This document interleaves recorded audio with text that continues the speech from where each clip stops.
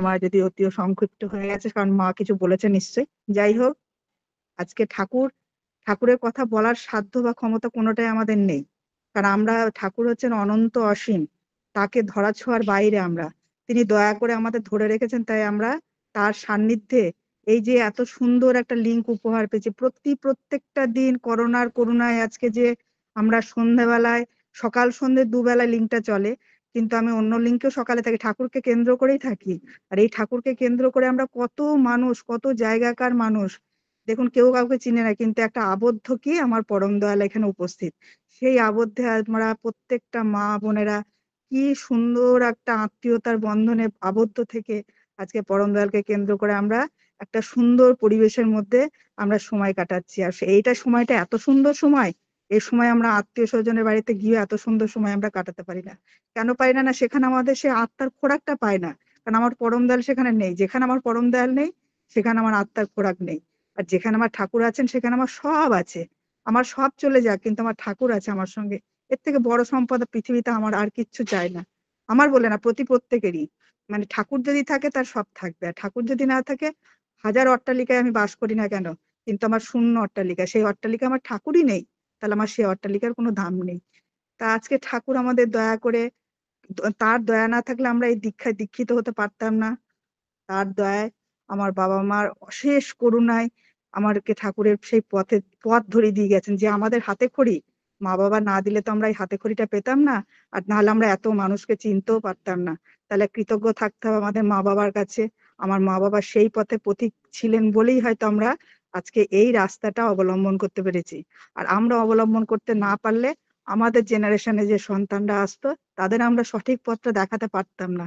মানে তারাও আমাদের দেখে দেখে, আমি যদি সঠিক পথে চলি তবেই না আমার সন্তানটা সঠিক পথে চলবে, তাই না?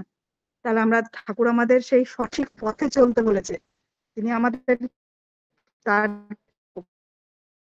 পদধূলি নিয়ে মাথায় নিয়ে চলতে বলেননি, তার চলন পূজাটা করতে বলেছেন না। তিনি যেভাবে চলে গেছে, মানে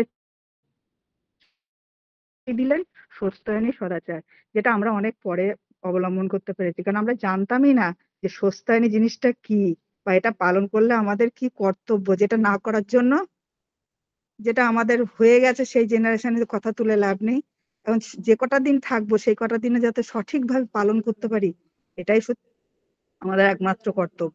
আর সদাচারটা সত্যি কথা আমরা ছোট থেকে একটু আধটু শিখে এসেছি, কারণ বাবাকে দেখেছি তো, ছোট করে বোতলে করে পকেটে করে জল নিয়ে রাস্তায় বেরোনো, চা খেয়ে হাত ধোয়া, বাইরে নোংরা থেকে এসে হাত পা সাবান দিয়ে ঘরে ঢোকা, যেগুলো আমরা সদাচারটা মেনটেন করতে শিখেছিলাম।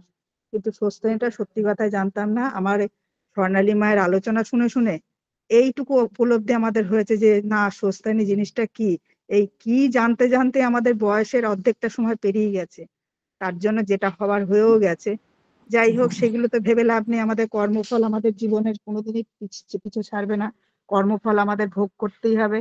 কর্ম, বলে না, কর্ম কর্ম যেমন করবে তার জন্য ফল আমাদের ভোগ করতে হবে। আমরা যে ভুল পথে চালিত হয়ে যে জিনিসটা আমরা তৈরি করে ফেলেছি, সেই ভুল পথে চালিত হওয়ার জন্য আমাদের সময় অনেকটা অতিবাহিত হয়ে গেছে। যতটুকু সময় বেঁচে থাকবো, তাকে আমরা কেন্দ্র করে যেন জীবনের শেষ কটা দিন চলতে পারি, সেটা আমরা সবাই সেই পথে চলবো। আজকে আমরা এই লিঙ্কে থেকে যা যা শিখছি বা যা যা জানছি খাদ্য খাবার সম্বন্ধে, প্রত্যেকটা বৃহস্পতিবার মা আলোচনা করেন। আমরা সঠিকভাবে যদি মনোযোগ দিয়ে শুনতে পাই, তাহলে আমরা অনেক নিজের উপলব্ধি তো হবই, আর পারিপার্শ্বিক উপলব্ধি করতে পারবো, এটুকু দৃঢ় বিশ্বাস। আর আমার সুকেশ দা এই লিঙ্কে এত সুন্দরভাবে কবিতা আবৃত্তি গান, আমরা যেগুলো জানতাম না, সেগুলো আজকে এই লিঙ্কের মাধ্যমে শিখতে পারছি। যার জন্য আমাদের সমস্ত কিছু শিখতে হবে। ঠাকুর আমাদের শিক্ষার একটা আসর খুলে দিয়েছেন। তিনি কি বলেছেন যে আমরা কি মানুষ তৈরির কারখানায় ভর্তি হয়েছি। মানুষ তৈরির কারখানা মানে এমন নয় যে আমাদের ভেঙে করে নতুন করে তৈরি করবেন। আমাদের জীবনের যে ছোট ছোট ভুলগুলোকে আছে, সেই ভুলগুলোকে নিজেরা করাঘাত করতে হবে, সেই ভুলগুলোকে ভেঙে ফেলতে হবে। আর সঠিক পথে চলার জন্য প্রত্যেকের কথা শুনতে হবে, ঠাকুরের বাণীগুলো পড়তে হবে, বইগুলো পড়তে হবে। আর আমি যেটা ভালো কিছু শিখবো, ভালো কিছু জানবো, আমার পরিবেশ পারিপার্শ্বিক প্রত্যেকের মধ্যে সেইগুলো যেন ছড়িয়ে দিতে পারি, সেই যা রাস্তাটা তৈরি করতে হবে। সেই রাস্তাটা যদি আমি তৈরি করতে না পারি, তাহলে আমাদের সব বৃথা, ঠাকুর ধরাটাই বৃথা হবে। তাহলে ঠাকুরের পথ ধরে আমরা সঠিক পথে চলবো, সঠিক খাদ্যাভ্যাস গ্রহণ করব, সঠিক সময়ে তার নাম গুণগান করব। আর আমাদের সবচেয়ে বড় কর্তব্য হচ্ছে যজন যাজন ইষ্টভীতি যদি কাঁটায় কাঁটায় সঠিক করে পালন করতে পারি, যেটা আমার হয়তো একটু গলতি হওয়ার জন্য আমার জীবনে অনেক ঘাত প্রতিঘাত হয়ে গেছে, প্রত্যেকে করজোরে অনুরোধ করি, প্রত্যেকে পরম দয়ালের কথা শুনে চলুন, প্রত্যেকে তার কথা মেনে চললে, তার পথে এগিয়ে চললে আমাদের জীবন অতীব অতীব সুন্দর পথে যাবে। একটা ছোট্ট উদাহরণের মাধ্যমে বলার চেষ্টা করছি। আমার বাবার আমার বাবা ছিলেন খুব ঠাকুর ভক্ত।